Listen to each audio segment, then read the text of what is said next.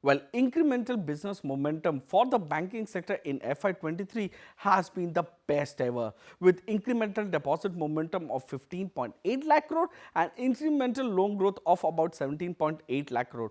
Hence, the incremental credit deposit ratio or the CD ratio for the banking sector was at 113%, which is the highest in last 15 years. In a rising interest rate scenario, an increase in CD ratio augurs well for lenders given the fact that it will help the net interest margin remain on the healthier side or not fall sharply. However, one can expect the net interest margin of lenders to decline from Q1 FY24 results onwards. This will be due to the fact that the rise in cost of funds for lenders will start kicking in as maximum hike on the lending side is already done or has taken place.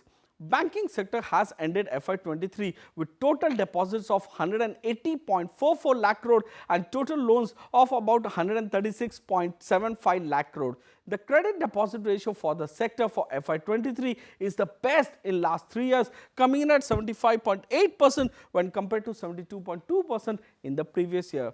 Now, deposit data shows that on an incremental basis, the growth in demand deposit is the lowest or slowest in last 3 years, while the incremental term deposit growth in a fiscal is perhaps the best ever that you have seen.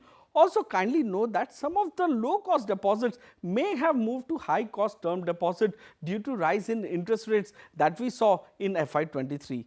Now, sectoral data as of Feb 2023 shows that personal loan has been the big driver of loan growth in FY23. So, as of Feb 2023, incremental loan growth has been about 15.6 lakh crore. A breakup shows that incremental loan growth has been driven by personal loans, which formed about 40.2% of the incremental loan growth, services formed about 32.5%, agriculture about 12.5%, industry close to 9%, while food credit actually saw a decline nearly by 19,700 crores or about 1.3% year to date in Feb 2023 so far.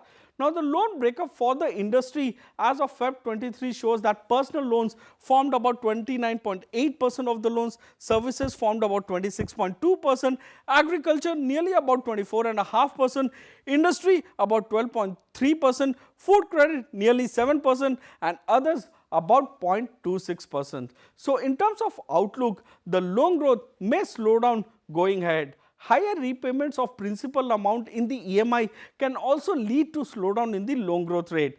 Inflation, that can also hurt the loan growth for the banking sector in coming quarters. However, the key to watch will be the deposit momentum.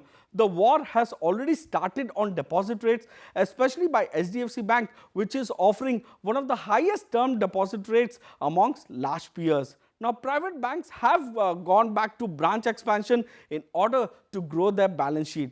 PSU banks, many have seen their balance sheet grow due to the foreign book as well. So, with slowdown in global economy, we will need to watch out for the performance of overseas book for some of these PSU banks.